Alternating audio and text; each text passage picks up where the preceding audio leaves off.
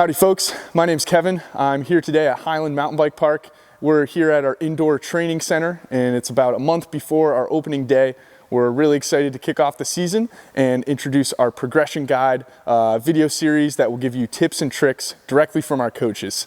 Now I'm going to kick it over to Don in the bike shop. Hey, this is Don from Highland Mountain. Just giving you some tips and pointers on getting your bike ready for a pre-season ride here at Highland Mountain. First thing you would want to do is wash your bike. Give your bike a nice gentle wash with soapy water. That'll clean the frame and allow you to inspect the frame for any damages and any maintenance issues a lot easier. Next thing you want to do is go from the back of the bike to the front of the bike and with your multi-tool and check every nut and bolt on the bike. So the reason I go from the back to the front is if I get pulled away, I know where I left off and I can go to that point again. After you've done that, you're also going to inspect the frame for any cracks or any damages. So feel free to flip the bike over, make sure you check the bottom bracket, the down tube, the chain stays, check for any cracks or any damages. This will allow you to get the bike ready if you need to bring it to your local bike shop way ahead of time. Next thing I'm looking for is any wear items on the bike. Brake pads, you can look through the caliper and check out those brake pads. Check your tires, make sure there's enough tread on them, specifically the rear. Usually that one wears down faster. Inspect your grips, make sure that your grips have enough texture and grip on them. If they're worn down, that could be a safety issue. Next thing I want to do is check out your fork. Check out your wipers down here. If there's any signs of any oil or lube leaking from this wiper, that's an indication that you're going to need to get those replaced. Again, you're going to want to do this way ahead of time, maybe a month out before you arrive to Highland. So another thing you want to do is check out your brakes. Pull your brake levers, make sure that they're not going all the way to the bar or they're soft and squishy. If they are, they do need to be addressed, probably need to be bled. You definitely want to do that ahead of time at your local bike shop. Of course, if you can't address that at your local bike shop, we can do it here. All right, moving on to shifting. Essentially what we want to do is make sure that as we shift the lever, the derailleur is indexing to the next gear smoothly. If it's not, you'll have to address that. Another thing you want to check out is make sure your wheels don't have any loose or broken spokes. Give them a squeeze, and the other indicator would be the wheel moving back and forth. Before you shred Hellion, you want to get a safety check and maintenance inspection done. And this is how you can do that. All right, now that we've got that safety and maintenance inspection out of the way, we're going to send it over to Kevin in training for bike setup. Time to talk about our mountain bike suspension. The suspension on our bike is an extremely important component. Our suspension allows us to do a lot of things on our bike. Without our suspension, we may not be able to hit large features like jumps and drops, or we may not be able to blast through technical terrain like rocks and roots. Our suspension setup is extremely important when thinking about what types of trails we're riding, free ride or technical trails, and we want to set up our suspension according to the terrain we are riding. Now time to talk about sag in regards to the suspension on our bike. Sag refers to how much your suspension compresses under the static weight of your body, meaning just as we sit on the bike, how much the suspension compresses, no jumping up or down. If we had too much sag on our bike, we would feel like our suspension is traveling too much and often bottoming out or using too much of the suspension. If we had too little sag on our bike, we would feel like the bike feels very harsh, especially over small bumps like rocks and roots. We would feel like our suspension isn't doing too much.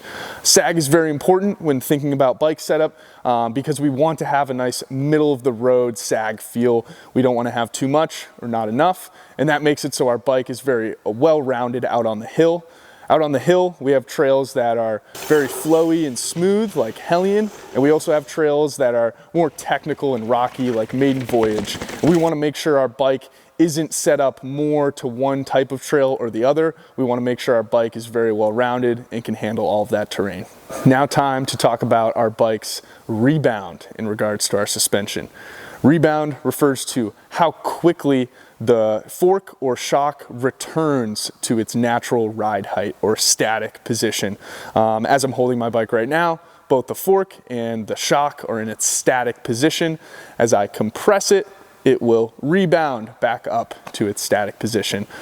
Too fast of a rebound could cause the bike to behave a little bit unpredictably, could cause moments where you feel like the bike is throwing you around.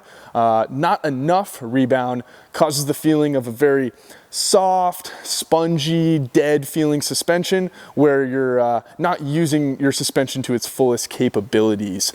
With not enough rebound, you often end up riding in the middle of the suspension travel and not letting it return to its full ride height.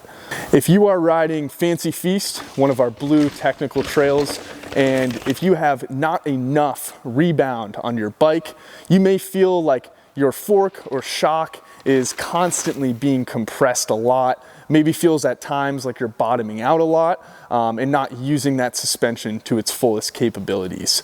If you were riding a free ride trail like Hellion and you had too much rebound on your bike, you may feel at times with jumps that you're getting an unpredictable takeoff or maybe getting launched a little bit off some of those jump lips. Using your manufacturer's recommended specifications, you can get a nice baseline for setting up your suspension.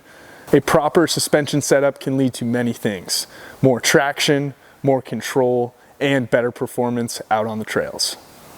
While fine-tuning your bike's suspension, we recommend that you take multiple laps on the same trail in order to get a strong baseline of data to work from and find the best performance out of your mountain bike. All right, now time to talk about our cockpit and control setup in the front end of our bike. Starting first with our grips, it's important that we have grips that are not excessively worn and we have grips with intact handlebar ends. Very important, we do not want the end of our handlebar worn out and showing metal. That could be a safety hazard out on the trails. Thinking about our brakes, we want to think about both our brake angle and the throw of our brake lever. If our brake lever has too much throw or is too soft, it may feel like when you pull that brake that is going to hit your knuckles. So we want to make sure that we have enough room for the brake to lock up before it's hitting our fingers. Thinking about our brake angle, we do want a nice even brake angle. If we have our brakes angled too far down, it's going to jeopardize our body position. We always want to be stacked over the bike in an attack position with our forearms and upper arm lining up in one solid motion. If we had too much angle on our brake, that forearm or elbow might be rolled too far forward. If we didn't have enough angle on our brake, our forearms or elbows might be tucked in and not giving us the strongest attack position on the bike. All right, now we're wrapping it up here. The last thing we're going to talk about is our first point of contact with the trail, our tires.